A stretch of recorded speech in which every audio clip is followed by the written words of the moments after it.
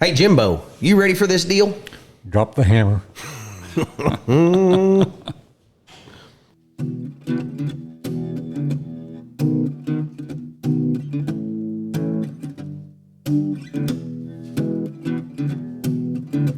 Old stories like long lost friends, rodeos and late night bends, history before our time, round pens and pasture rides, Cowboys of the Osage.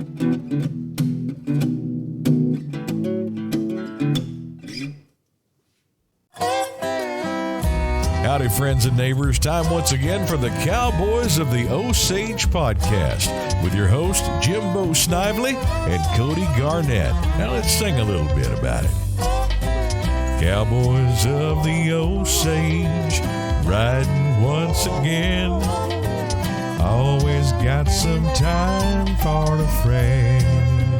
And here they are, the Cowboys of the Osage.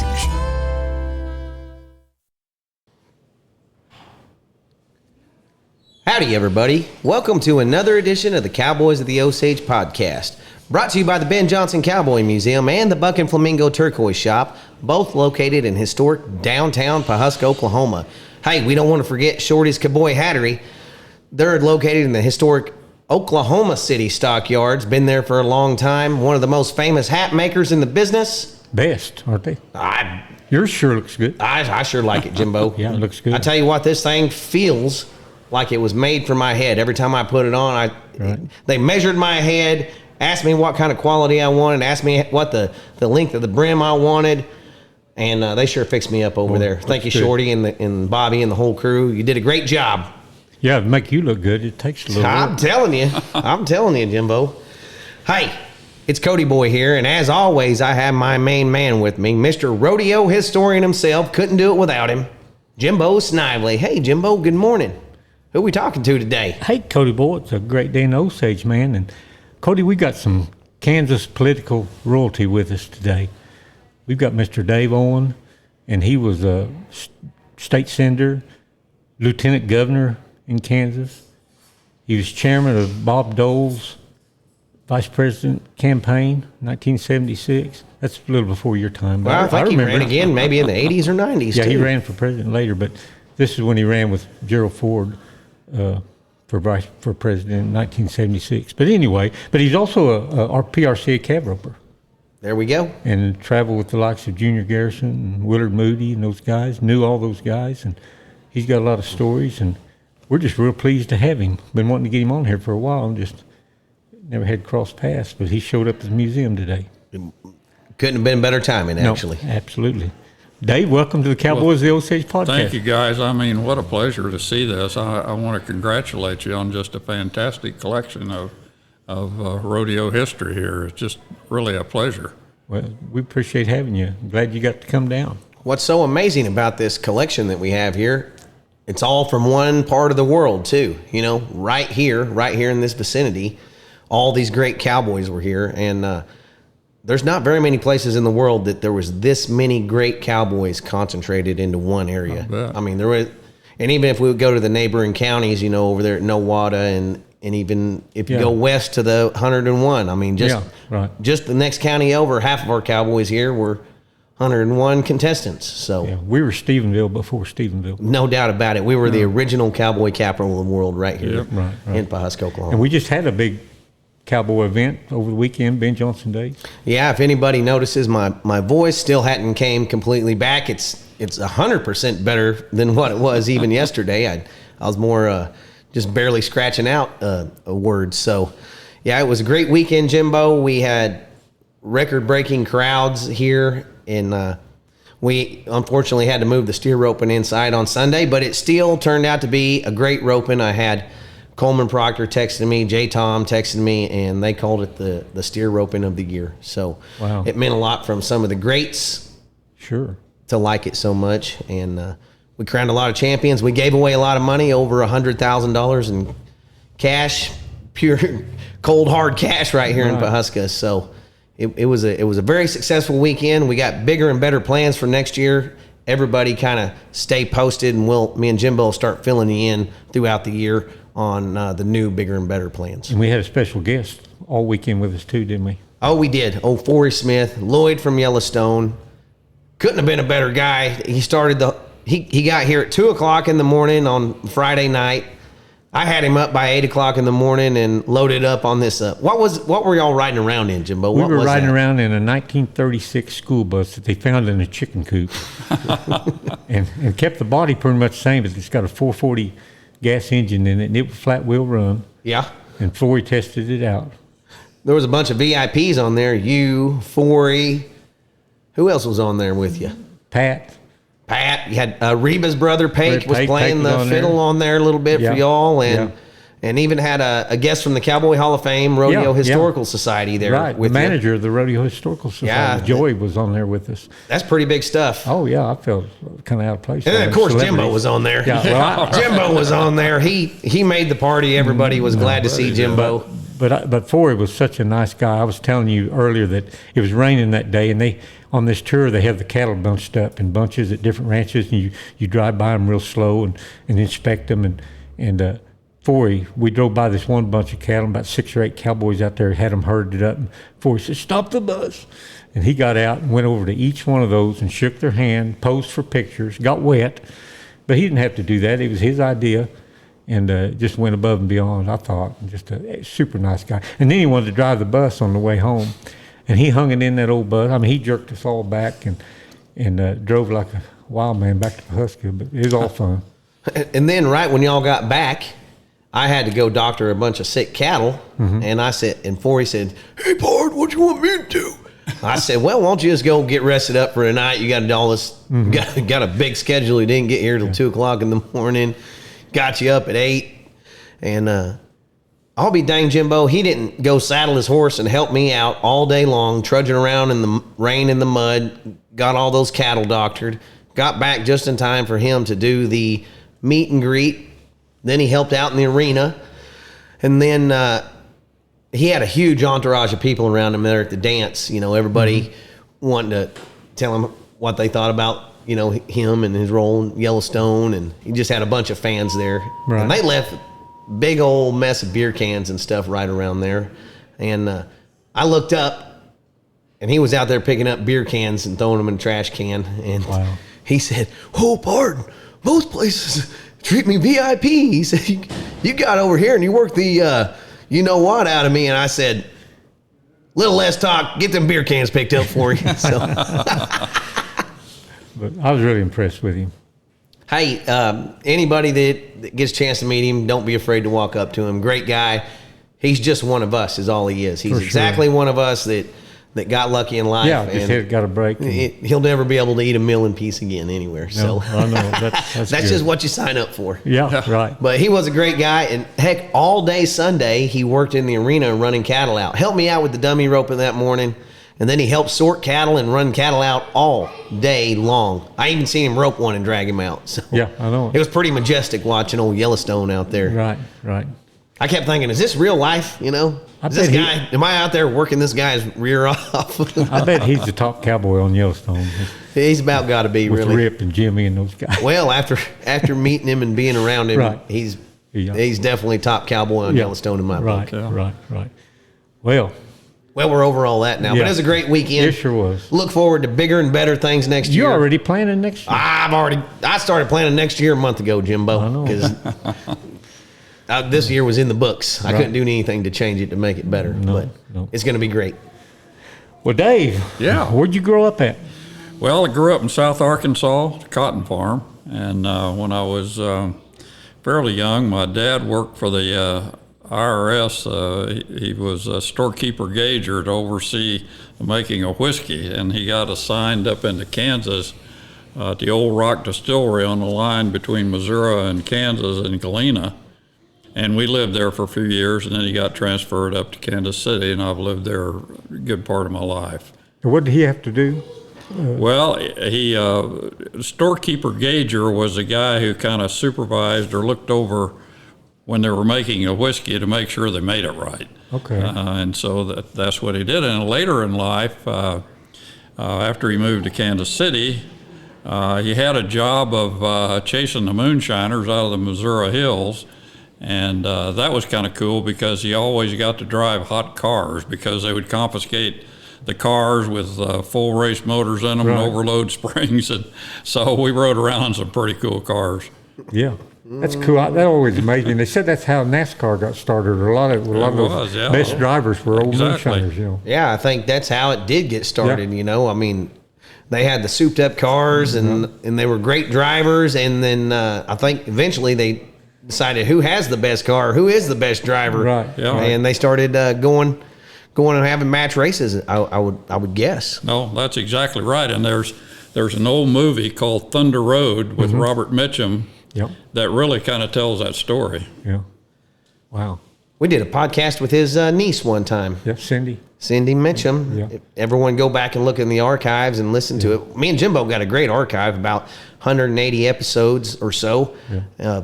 All kinds of people, and most of the time they're not that time relevant. They're just a timeless historical record of that person. So be sure and go check at the archives. Yeah. You were a good basketball player. Got into basketball and stuff. Well, we had a really great basketball team at Ottawa University when I was there, and we won the conference and all a couple times. Funny story about that was I think my junior year, our coach was down in Wichita recruiting, and he pulled into a gas station to get some gas, and back when they washed your windshields and checked the oil. And he said he glanced up, and the guy was washing his windshield, but he was standing on the other side of the car. And so he got out and shook the guy's hand. Turns out his name was Kenny Leatherman. He was 7'2". He signed him right on the spot, and he was our center then in that one championship year we played. Yeah. Great guy. And so that's a recruiting story that's probably not a normal one. Right, yeah. One staying on one side of the car and wash your driver's side window while you take notice of him. Yeah, for sure, especially if you're a basketball coach. Right. Well, that's too cool. How did you get into, or what made you get into politics? Really, when I got to college, my professor was a guy by the name of Dr. Wayne Angel, who my first year in college was his first year teaching there, and he was my economics professor. And to make a long story short, he ran for congressman, and I helped him in that race, and I just kind of got hooked on it. I liked it. I was good at it. And then all of a sudden, a state Senate seat opened up, and here I am, a young guy, and everybody was an incumbent. And so I just went out to the courthouse and signed up, and said the rest of them can, sign up for whatever position they want, but this is mine. Mm-hmm. And then I had a big party at what was Political Central back in the day in Johnson County, Kansas, at the Glenwood Manor Hotel. And I was real active in JCs at the time, and I recruited JCs all over the county. And the night of the party, all I had my campaign committee do was step across the stage and say, I'm Dave's campaign chairman in Overland Park, Kansas, Ward 2, Precinct 6, whatever. Mm-hmm. And by the time we got through, nobody even ran against me. So I won the first one without any competition. Scared them all. And that was the year that I met Bob Dole. Yeah. My mother-in-law at the time had been Bob's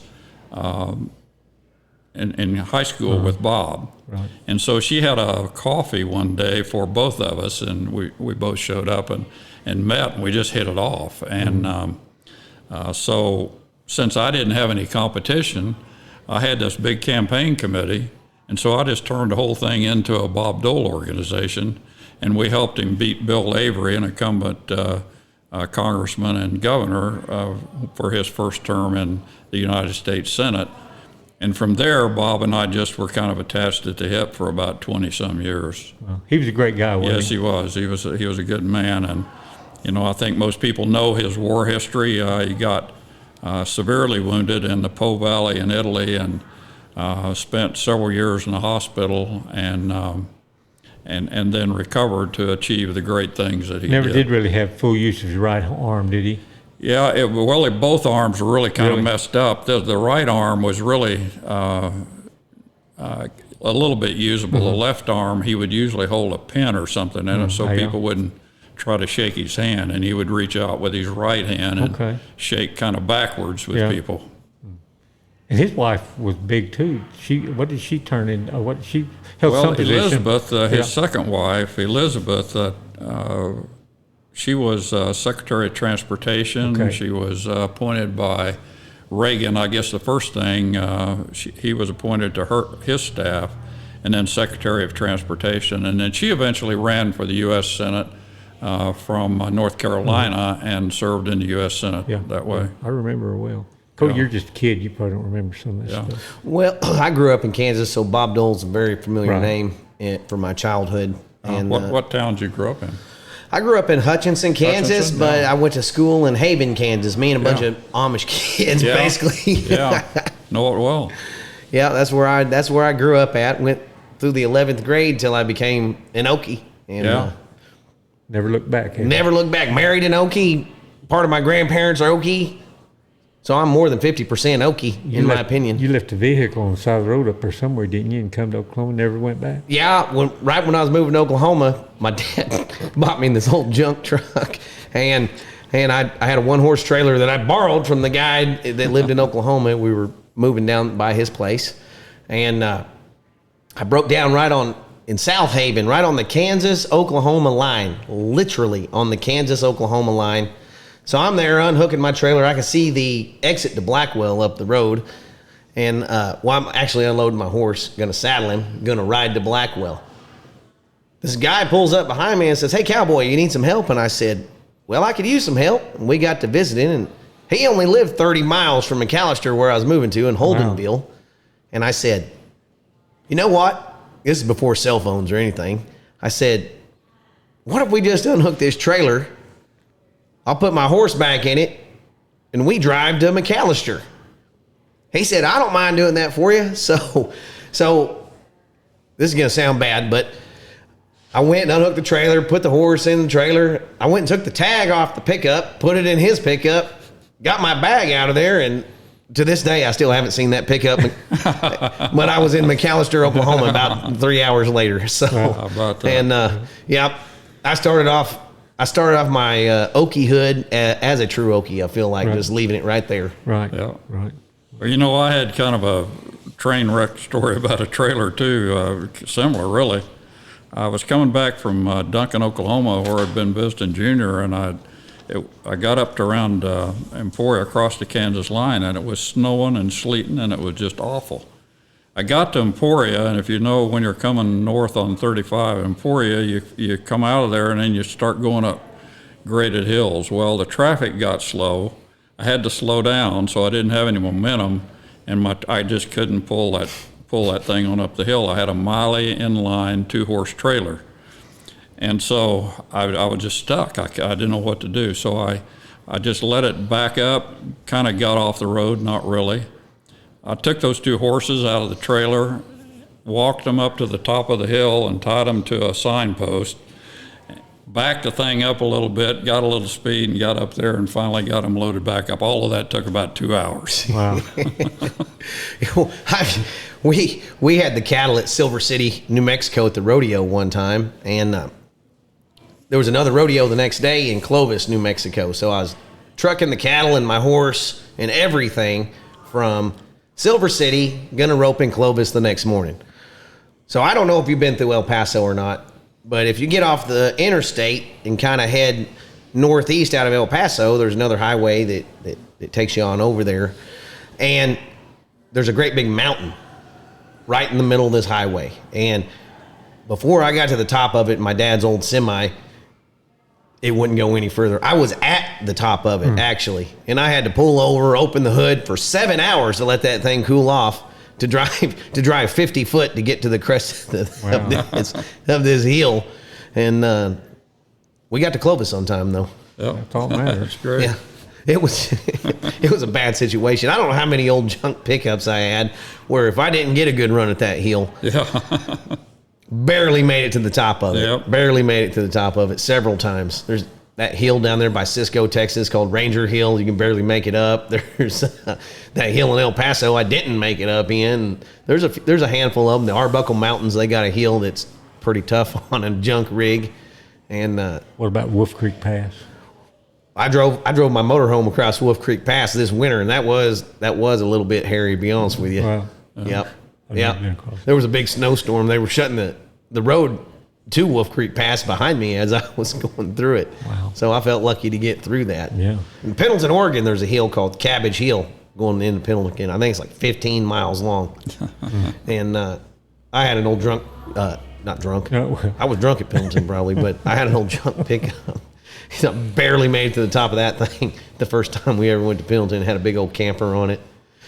I know how you feel on barely getting up the meals. You just kind of feel lost. You don't quite know what to do. It's happened to me. When did you get the roping bug, Dave? Well, I was thinking about that when you told me about this. You know, I didn't get started until later in life. I didn't grow up doing it. Sure. And so one year, Junior and Willard, Junior Garrison, Willard Moody, they came up to the Kansas City Rural Rodeo.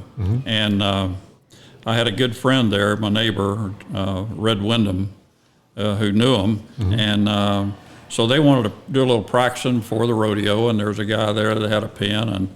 And so we went up there, and I've been riding horses. I mean, I was familiar with horses, but I hadn't been roping. Right. And so they just insisted that I try to rope a calf. And so I got on my horse, had an really good old horse, Quinto, that Red had sold me that was a rope horse. And lo and behold, the first calf I ever ran in my life, I got him roped. And now I was hooked. That ruined you, didn't it? And so I built an arena there at my home and lighted arena. And I mean, every night for many years, that's what I did in the evening when I got home from work. I just roped calves. Probably had quite a few friends hanging out with those lights in his arena. Oh, yeah. That was an attraction. That was a rarity back then, I would assume. Well, actually, we were talking about the Nigros earlier. George Nigro came out a lot. He roped some. Okay. And we had a group of guys around the county there that liked to rope, real good ropers, and so we had a good time. And then, what led from there, after I got my card, Junior, I would go with Junior in the summertime. I mean, I was a banker. That was my business. I had banks in Stanley, Kansas, but I would go with Junior in the summertime on my vacation, and like we would go out to Salinas, California, and at that rodeo, and then just start working our way back, with Salt Palace and Cheyenne and so on and so forth, and every rodeo in between. Willard was with us a lot, and that's kind of how I got started. Were those some big calves out there at Salinas? Oh my goodness, yeah. And I was talking to some of the kids that rope now. I've got a good young friend, Cash Fuse, who's a really good little roper. He's from Eureka, Kansas. Okay. And I gone and watched him. And these little calves that they rope now, I mean, some of those calves we were ready to go to market. So it's a different deal. Sure. Go ahead, Cody. Well, I feel like we're going to be talking about Willard Moody and Junior Garrison a little bit. I wonder if you two fellers could give us a little background on those two Cowboys, just for people that's not even familiar with them. Yeah. Well, Willard was from Oklahoma originally. He's in Arizona now, but he was the national finals calf roper. One of the best. Yeah.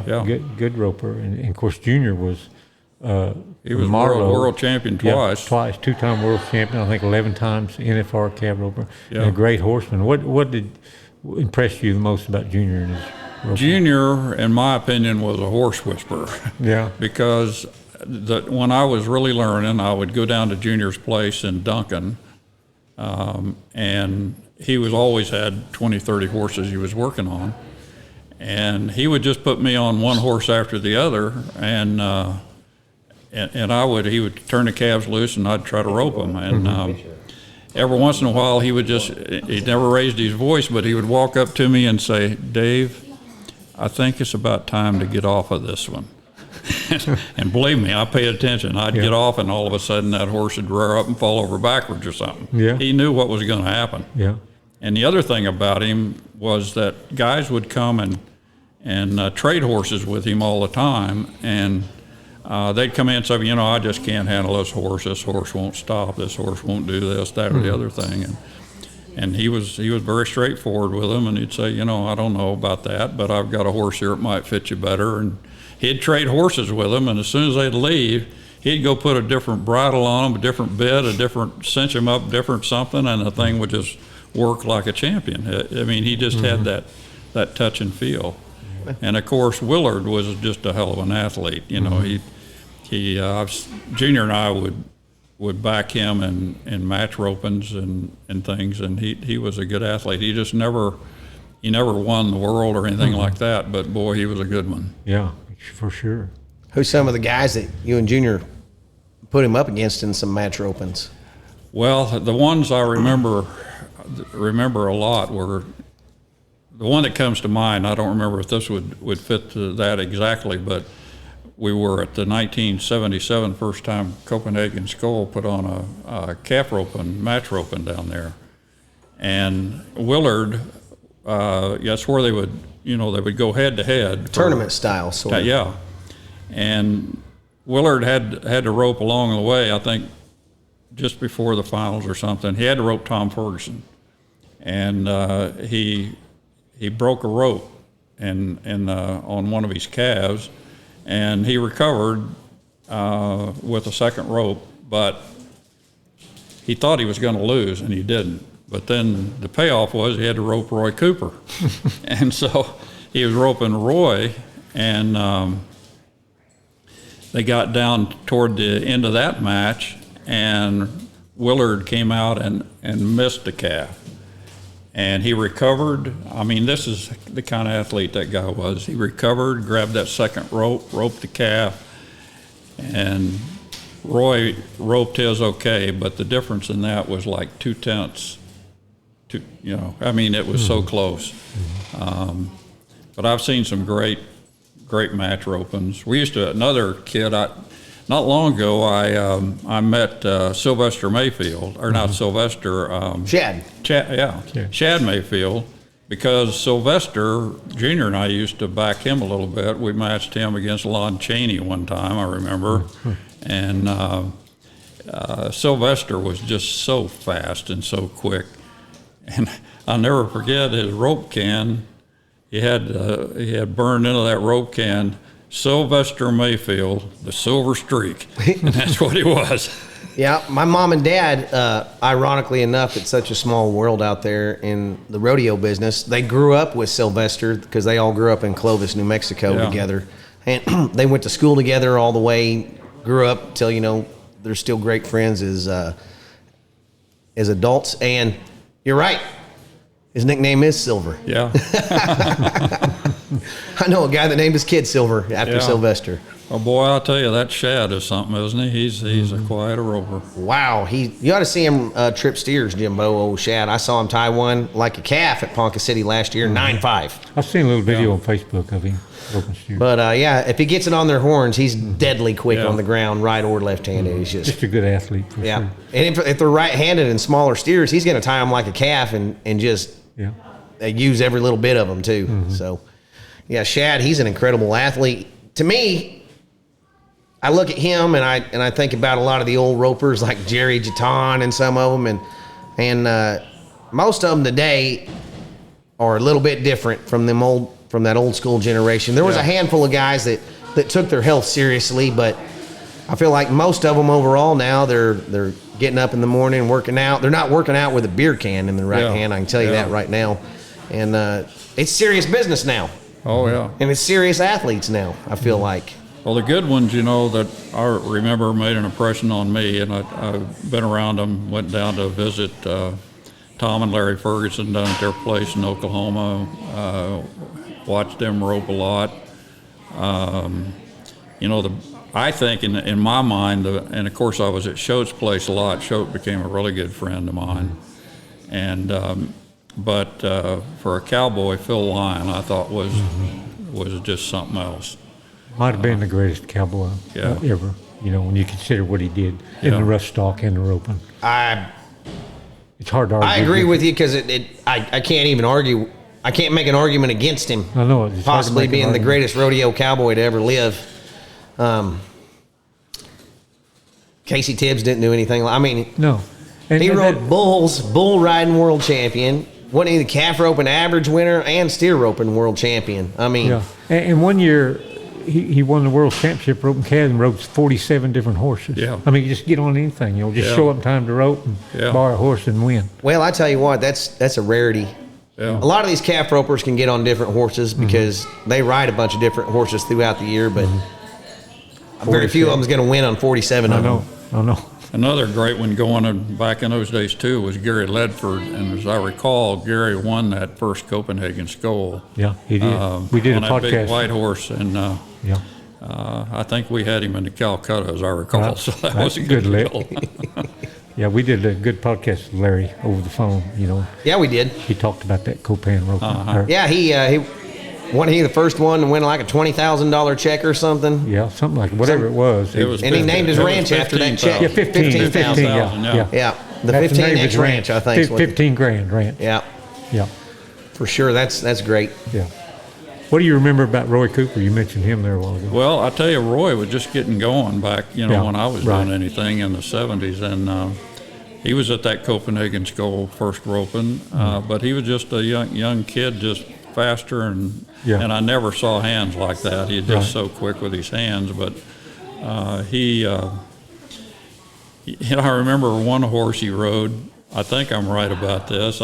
He had one horse that they had to tie him down and put shoes on him, but then he would get him back up and get him in the rodeo, and he'd win first. Yeah. Well, there's always something you got to put up with. Well, I've had them where you couldn't tie them to the trailer, tie them to the fence, and you had to Yeah. hobble them instead. And we've had to haul horses every which way. It seems like there's always None of them are perfect. one little old thing Yeah. you got to deal with Yeah. if you want to keep riding a good one. Yeah.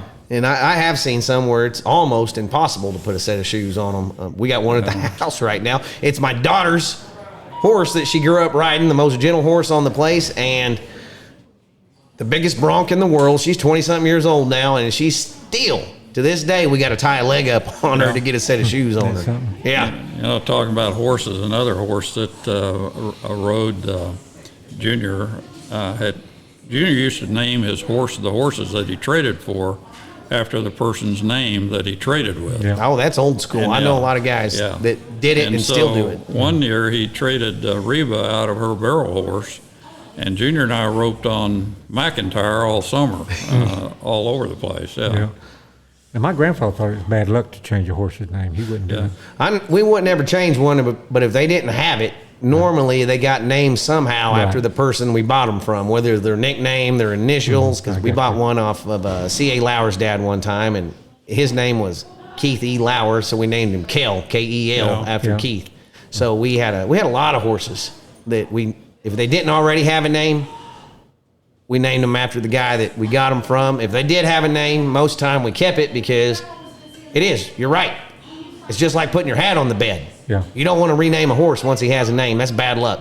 Yeah.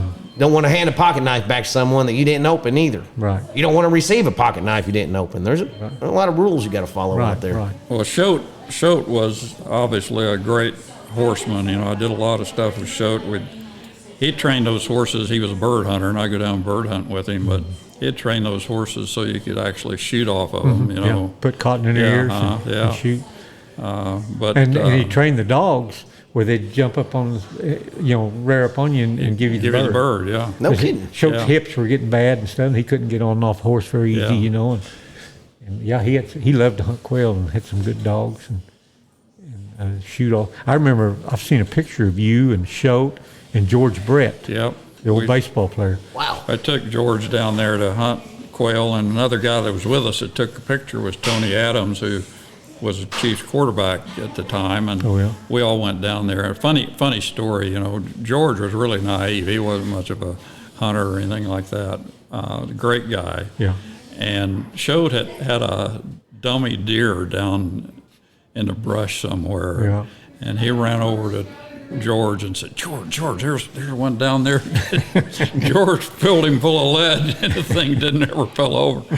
So that was pretty funny. You know what I liked about George Brett watching him? He was old school baseball player. He had that big old chew a beech nut, a red man or something, you know. And I saw a lot of pictures of him hunting, you know. I don't know why. There's just a bunch of pictures out there of him on different hunts around, and he's always got that big old chew in. But something about a baseball player with a big old chew of loose leaf tobacco, I just got to like him for some reason. Yeah, just goes good. Well, he got mad when they disqualified that home run he hit over that pine tar bet. Yeah. You ever see that, Cody? Yeah. Boiled out of that dugout. Tell you what, they start using some cedar tar. That stuff gets sticky. I had to cut cedar stays one winter for a living. I took George and Tony down to, I worked for Jack Stevens, who was the chairman of Augusta National, had Stevens Inc. Investment Bank in Little Rock. Wow. He had a 10,000-acre plantation down in Georgia that really was just for quail hunting. Mm-hmm. I took Shote down there one time too, but took Tony and George down there, and he had Tennessee walking horses that he would ride to hunt behind the dogs. Had a hack with the dogs on, you know, I mean, it was old style plantation hunting. We just had a wonderful time down there doing that. And Tony is probably one of the best all-around athletes I've ever seen, and he has a reputation of being the best shot that ever showed up down there. Because on a covey rise, I mean, it was not uncommon for him to knock down 3 or 4 birds. He was something else. I had a roping horse one time that acted like a Tennessee walking horse. Anytime I walked him into the arena, it's almost embarrassing. It was almost embarrassing. That's just how on the muscle he was.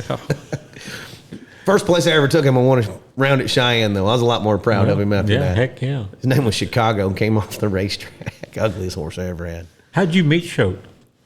I met him through Red Wyndham, my friend Red Wyndham. Yeah. And we just became great friends, and Shirley became a good friend. And when I was at Stevens, Shirley had a business arrangement down in Guatemala, and we traveled down there to privatize the phone system for the country of Guatemala, and actually got a contract to do it. And then the guy that we made the contract with, the president, lost the election, so we were out. But I had a lot of history with him, and Kathy actually worked for me. I hired her to work at my bank one summer. She was here in the museum just Saturday. Yeah. You know, for everybody out there, we did just get 2 cases of Shote's autobiography that him and another guy wrote. It's old stock. There will never be any more printed, and they're for sale right here at the museum. Check out the website. I think it's called Shote, the book. Yep, it's a good book. What a great cowboy, great history, and you know that whole group around Fred Lowry and Shote. And another good friend was Sonny Whirl, and he was associated with all that too, I think, wasn't he? Yeah, he just lived right up the road there at Altoona. World champion. Yeah. World champion. Everett Shaw's son-in-law. Yeah. Yeah. Quite a guy. Neil was with the roping last weekend. First time I've seen Neil in a while. Well, somebody asked me, he said, was Neil supposed to be there? I was supposed to see, well, it was old Kevin Blaine, your buddy. He said, I was supposed to see Neil, but I never did see him. I said, well, I never did see him either. I had his wife hired as a timer. Right. So Neil had to drive her down. Yeah. He said he's ready to start roping steers again. Yeah. But well, you and him fired back up about the same time, traveled together. Neil's gotten pretty big the last couple of years. So he's got to get on a program. I was curious, Dave, you got started roping late in life, you know, or didn't start early as you could have, or probably should have, but you had a very successful career what you were doing. But what was the hardest part about calf roping for you to pick up? Well, you know, I was an athlete my whole life. Right, you were a good athlete. Everything came pretty easy, and when I started to try to calf rope, it was hard, and that just added to the mystery of it and the want to for it. And but you know, once I got the coordination of understanding that I had to time my get downs with the horse, and you know that's an athletic move. And once I got that, then I got along pretty good. Yeah. I tell people all the time, roping's the most humbling sport there is. About the time you think you got it figured out, the roping gods put you back in your place. Exactly. No doubt about it. Exactly. You know, Junior was such a great teacher too, because not only, was a good horseman and all that, but just the techniques of flanking a calf and tying a calf down, and the movements that you did with, like back in those days, big old calves. I mean, the first thing you had to do is run your left knee up against them and grab a hold of the rope so you get some leverage on them, and then use that right knee and get it under there and kind of use it as an inclined plane, so to speak, to get him up off his feet. And then, everything like the piggin string, the way you tucked it into your belt so that it flew out of your way. Sure. That kind of stuff. He was a genius at that. Right. He tied a calf. He probably held the world record in calf rope longer than anybody ever known. He did 7.5 seconds for many years. He held that for years and years and years. Evergreen, Colorado. I never will forget. They said that Junior Garrison tied a calf in 11. That was just unheard of that back then. I'll never Or forget. 7. I mean, I said. I'll never forget that year at the finals where it was Jeff Chapman and Cody Owl and Fred Whitfield and everybody. I felt like that was a turning point in calf roping right there when you had to be 7 to place in that one go round. I remember Jeff Chapman, Cody Owl, Fred Whitfield was winning the round, and old Jeff Chapman was right behind him. Chunky guy from he was living in Texas, but I think he lives in Canada now. And goes out there and ties that calf in 6'9". Yeah. And 8 didn't place for the first time ever. And I felt like calf roping changed right there that day, and they've never looked back since. Yeah. Yeah. Well, then when Roy came along, that changed a lot too. Because he changed everything. Yeah. He changed was everything. So fast. I don't think Roy really, they say, invented getting off on the right, but I think there were guys doing it before him. Oh, but yeah. he sure perfected it. For sure. Yeah, the way he held onto the rope and stuff, handled his slack and stuff. Yeah. Jimbo talked to him a few times, before he passed, through the last couple of years. And he was talking about matching Dean Oliver when he was 14 years old, Yeah. or 15 years old. Yeah, he was a little older than that. He wasn't very old. I think wasn't very 15, and he was out there matching Dean Oliver at that time. He was already a man amongst boys, when he was a young man.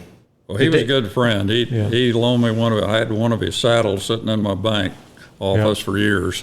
Wow. And then he built a restaurant somewhere, I can't remember. I sent it back to him so he could display in the restaurant, but he was a good friend. Yeah. Did they ever come up with an official cause of death? I've never seen anything. No, I haven't. Well, I think I talked to a guy the other day, and everything's still a little bit under investigation. I have no idea. I don't want to put any rumors out there. I have no idea. I'm not in the vicinity, but it's still not 100% in the books what all went down in there. But you know what? He's going to be greatly missed. I don't even know. It'd be hard to even honor him the correct way for what he did to the sport and a bunch of young men that he helped learn to do what he does. Right. There's a whole generation of calf ropers that we owe Roy Cooper to, and he'll be sorely missed, no doubt about it. Great guy. I mean, I always got along great with him. He was always in great spirits when I saw him. If you were backing in the box and he was anywhere near you, he made you feel like you were fixing to win something. Yeah. He'd give you a little piece of advice right there on the spot. Come on, baby, get up here, get it on him, and let's see it. And he always made me feel like $1 million if he was in the vicinity. Anywhere vicinity of the box, he'd always come up and try to make you feel good right before you roped, and most of the time you did. You roped good. He brought you up to another level. Yeah. Right. So he's going to be missed, no doubt about it. True legend. Another thing that really struck me about the rodeo world was, I started late, and of course when I was first started going, I wasn't particularly very good. Right, sure. But the rodeo guys, they treated me as an equal right out of the chute, and were very supportive, like Roy with your friend there, and it was just encouraging. What a great bunch of people. Right. Yeah, the rodeo world, you just can't beat them. Everybody I know in life, Jimbo, everything I have in life, I can contribute it right back to rodeo people, and particularly the steer roping event. Everything I have. Even your wife. I met my wife at a steer roping right here in town. We had steers at. Yeah. She had a hard time getting rid of me ever since that day. I think that was probably the best thing ever happened to you. Yeah, no kidding. No kidding. I had the experience when Choate died. Went down. I was one of the pallbearers at his wedding or not wedding, his funeral, and Roy Clark was, Clark McIntyre was, there's just on a bunch of, the great steer ropers. But the great thing about that funeral was they had a huge screen up there, and all they showed the whole time leading up to the service itself was Cheyenne, steer roping, and the wrecks. Instead of a sad funeral, everybody was just laughing their ass off, up until we had the funeral. And then again, I'll never forget it, because when we got the funeral over with, he went out, put his casket on a buckboard, tied his horse to the back of it with his boots turned backwards, and then people rode up, on the horses up to the top of the hill to the cemetery to his burial. I'll never forget it. It was an emotional scene for sure. Yeah. Now, there'll never be another one like him. You were in politics for a long time, and there's a rodeo that I've really been trying to learn more about. And you may know something on it, you may not know something on it. Back in the 80s, Ronald Reagan, they had a rodeo, I guess in the backyard of the White House, and I was wondering if you knew anything about that. Well, that honestly, one pro rodeo they I put didn't on know out there. that. Yeah, Joel Maker, a guy from Kansas right across the line. I know he won the bulldogging. And there were several Cowboys there, and they had a special rodeo just for Ronald Reagan, a celebration type thing. Yeah. And I'm not surprised, but I wasn't aware of it. Well, dang it, I was hoping you were there and helped. Told Ronnie the idea to do it. Right. Did you know Ronald Reagan? Yes, I've met him several times. What kind of fellow was he? Was he a good guy? Oh, yeah. He was just a prince of a guy. I mean, I met him several times because Bob Dole and he were close, and so we would go to private meetings with him occasionally, and then in 1976, Dole was running as vice president with Ford, and of course Reagan was running for president against Ford. But we ran into Ronald Reagan several times, and he was just such a gentleman. Had a good sense of humor too. Yes, he did. He was some of those jokes you still see him on. Yeah, I love him. I know he's funny. I even went back and watched a couple Ronald Reagan TV shows and movies from back in the day. Yeah, quite a guy. I read somewhere a few years ago you went to Ukraine. I did with my church. No, that was before this invasion of Russia. No, it was when it started. When it we were started, there okay. right after it started, and we took a bunch of medical supplies over to Ukraine to a church group there that we were supporting, and we landed over in Warsaw and then took a bus over really rough roads, and I mean the evidence of all of the shelling and everything was there. You had to dodge, shell holes and everything else to get there. And then when we got there, they told us, don't use your cell phones here because the Russians, if they see a foreign phone like yours pinging a cell phone tower, they'll fire a rocket at you. So we got a Ukrainian phone and routed our calls through that. But we loaded those supplies in a warehouse for distribution, and a few weeks, months, I can't remember, after we left, the Russians found out about it, and they targeted it and fired a rocket at it and blew the whole thing up. So it was dicey times for sure. I would have been messing around Warsaw for a couple of days and just told them I'd see them when they got back. Yeah. Did you get to meet Zelensky? No, I have not. I have not met him. Now, I have at Ottawa University, where I graduated, they have a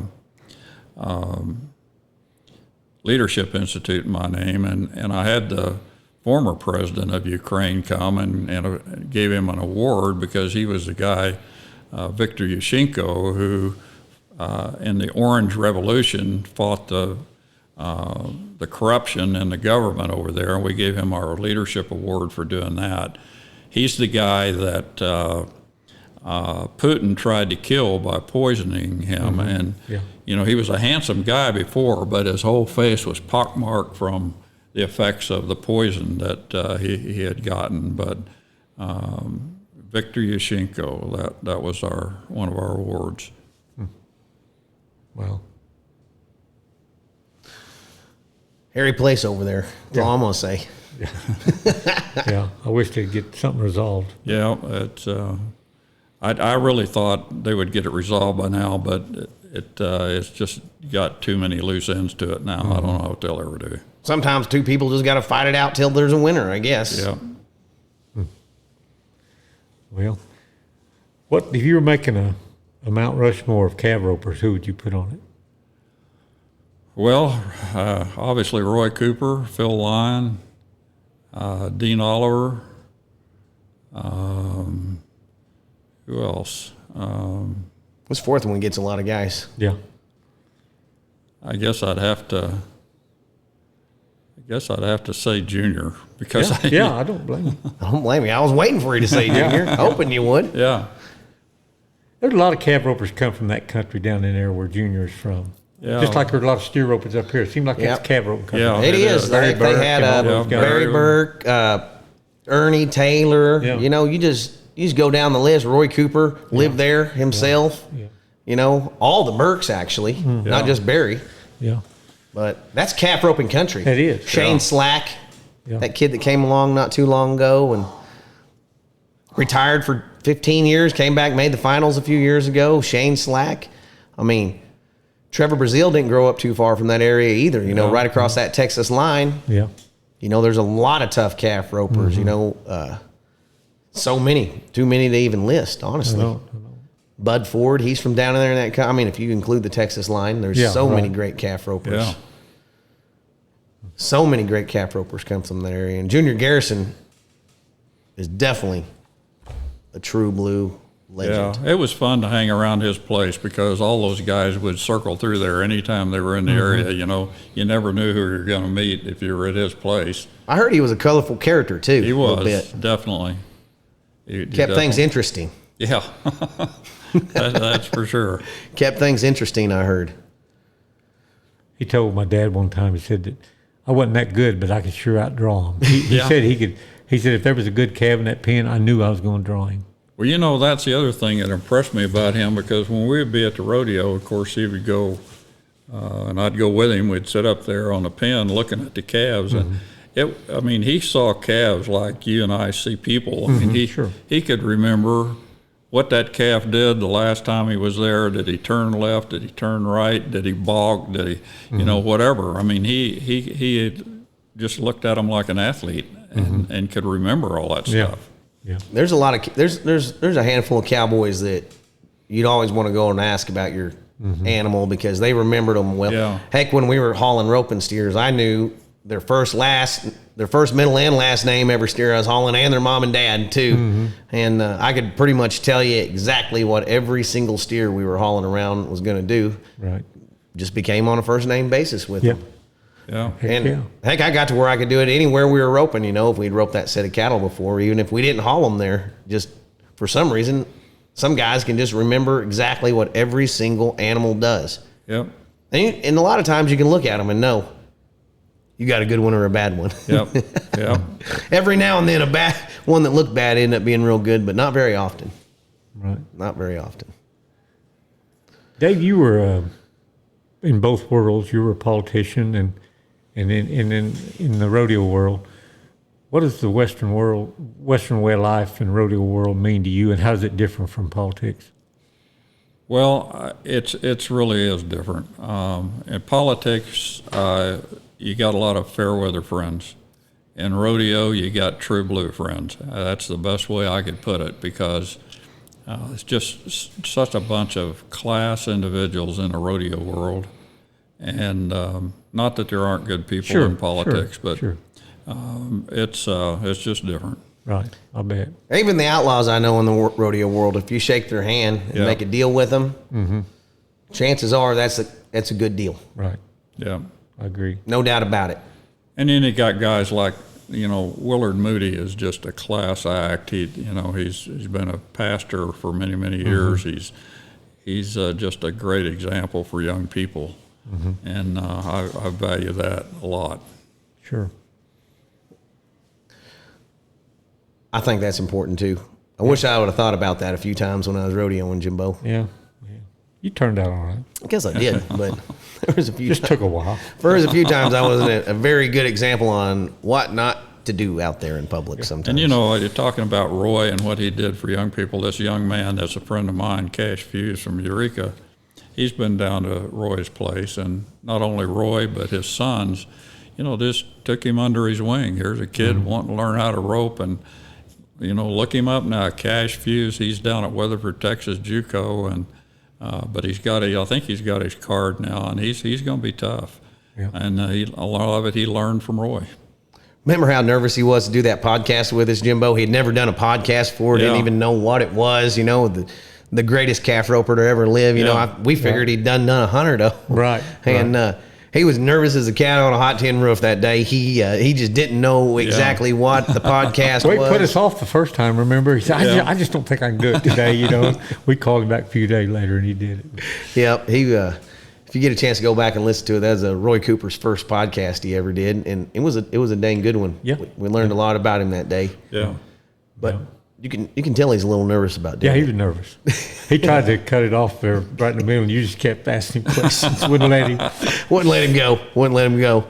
Him and my dad was on the same college rodeo team together in, I think, Cisco before he went to Durant. So, and we were actually flipping through his book the other day, and they had a picture of one of the Nash Final Steer Opens. My dad made Roy's book the other day. Well. Thanks, Jimmy Cooper, for sending the book. Cool. But, yeah, he's going to be remembered always, and we want to pay him his due because he deserves every good word about his roping ever said. And I think he's a great guy, too. So, Yep. well, Jimbo, you got anything else for him today? Well, just glad we finally got to meet, you know, and glad you came down and saw Well, the thank you so museum. much. And I mentioned what all he did in politics. His wife also was Secretary of Commerce Correct, in Kansas. So Yes, she was, and she did a lot of great things for the state of Kansas when she was Secretary of Commerce. She set up a big Kansas display at Harrods in London, and Kansas products, root beer and airplanes and all kinds of things got sold as a result of that over in Europe. She's quite a gal. yeah, sound like it. It's pretty special, Cody. It's the first true blue, real live politician we've ever had on there. I know. Well, it's an honor. Well, Well, it's our honor. glad to have you. Thanks Yeah. thanks for the stories on them old guys, and You bet. heck, thank you for representing everybody so well up there in Kansas all those you. years too. We Thank you. appreciate it. Back when the politicians had integrity, I think. So take them at their word then. Yep. Well, everybody, be sure and catch us the first and third Thursday every month. And if you got an old guy that you think me and Jimbo ought to talk to, just call the museum right here, Anna. Anna helps us schedule some podcasts out, and just get them a hold of us. We're all about saving this old history and getting some oral history right from the horse's mouth. So Yes, absolutely. come see the museum, buy some turquoise. That's what keeps the museum going. And don't forget Shorty's hat. Cowboy Hattery over there. Finest hat makers in the business. And Vic Carmen, too. Vic Carmen, thank you for our books.